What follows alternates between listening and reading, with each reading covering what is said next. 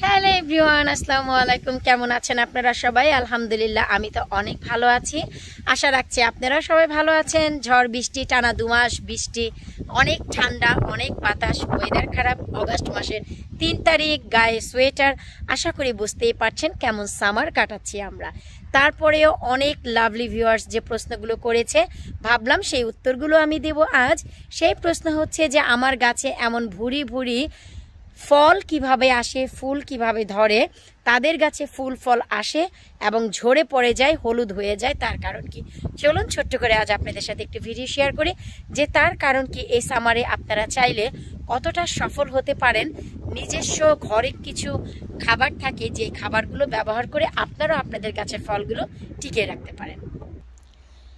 যেহেতু আমি নিজেও খাবারটি ব্যবহার করব এবং কি খাবার ভাবলাম যে আপনাদের সাথে শেয়ার করে। খাবার আজ আমি 2টি গাছে ব্যবহার করব। এক হচ্ছে করলা গাছে, আরেক হচ্ছে বেগুনের গাছে। এই হচ্ছে সেই করলা গাছ। শুকরে আলহামদুলিল্লাহ, আপনারা আশা করি দেখতেই পাচ্ছেন আমি যে মাচা দিয়েছি। আর এটি হচ্ছে আমার ফ্রন্ট যে গার্ডেন, যেখানে অসাধারণ কিছু ফুল ফুটেছে। এই যে দেখুন, ব্রিটিশ ইংলিশ মিক্স আমি যে বলেছিলাম, আশা রাখছি আপনারা যদি দেখতে পান তাহলে বুঝতে পাবেন যে এখানে কি কি ফুল ফুটেছে। এই যে দেখুন, বিভিন্ন বিভিন্ন হরেক রকম ব্রিটিশ ইংলিশ মিক্স এখানে ফুটেছে। আর ফুলগুলো এতই ভারী হয়, এগুলো মেন মাটিতে দিলে খুব ভালো হয়। আমি যেহেতু পটে দিয়েছি, তাই দেখুন একটি কিন্তু আরেকটার ভর রাখতে পারছে না, একটি আরেকটির উপরে কিন্তু পড়ে যাচ্ছে।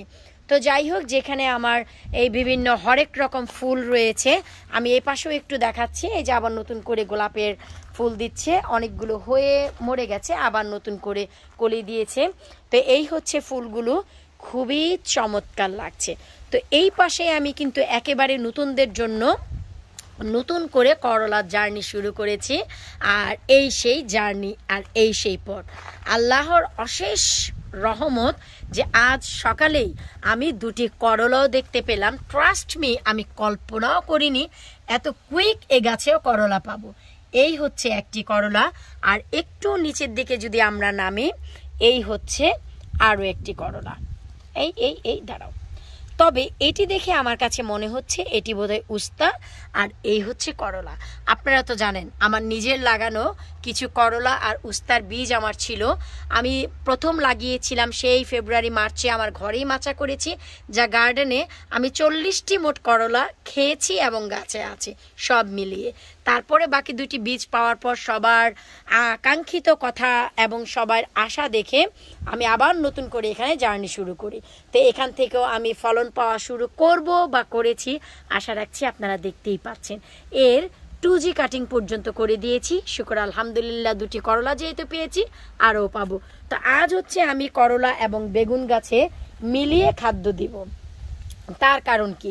কারণ বাইরে কিন্তু আমার 2টি বেগুনের পটও আছে, আপনারা জানেন।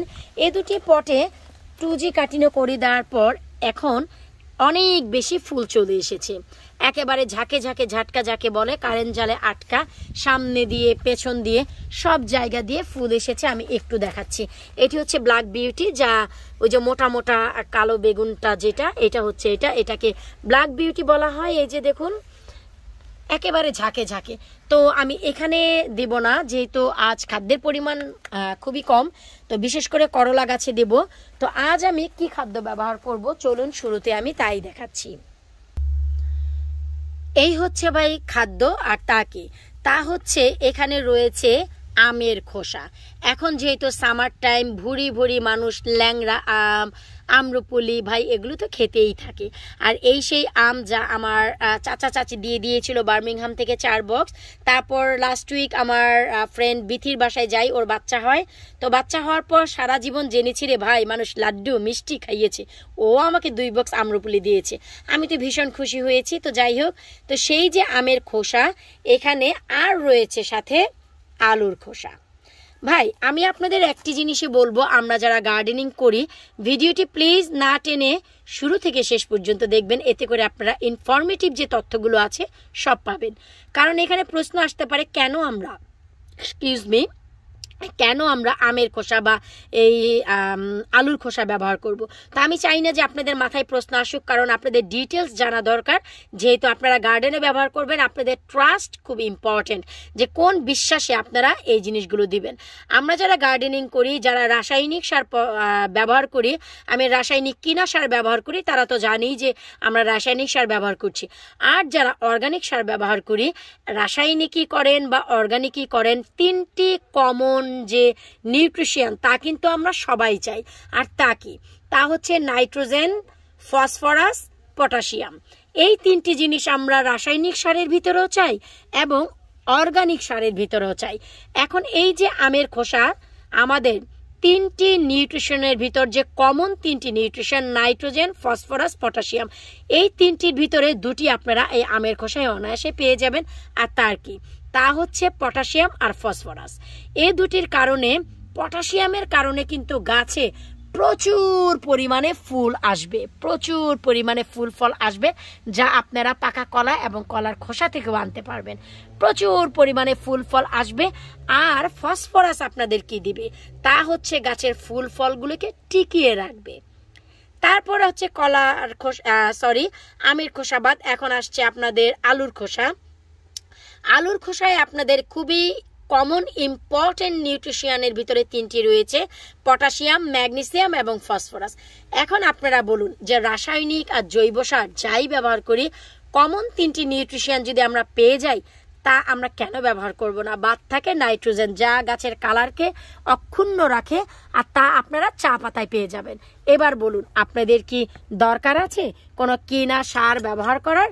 এখন আমি যে কাজটি করব, যেহেতু আমার এই করলা গাছে করলা ধরেছে এবং খুব ভুরি ভুরি আলহামদুলিল্লাহ ফুল আসা শুরু হয়েছে, শুধুই এভাবে করে আমি দিয়ে দিব আলুর খোসা আর এই আমের খোসা।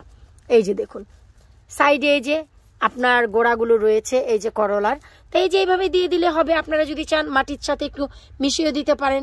ভাই খুব লাজুকলতা হাত, মাটি এখন ধরতে ইচ্ছে করছে না, তো যাই হোক আপনারা চাইলে মিশাতে পারেন বা এভাবেও দিয়ে রাখতে পারেন।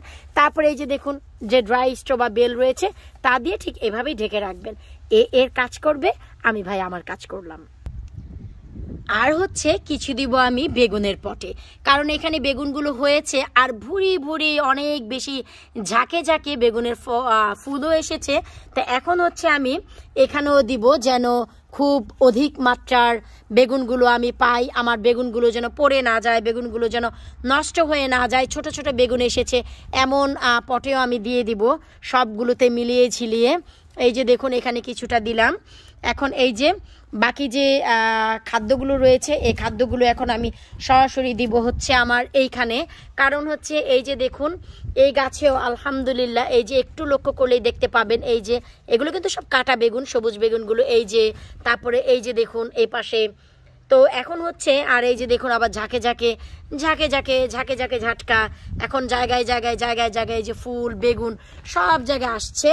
তো এখন হচ্ছে এই যে আমি যে হেগুলো রয়েছে এগুলোকে সরিয়ে দিয়ে দিব। এই যে দেখুন,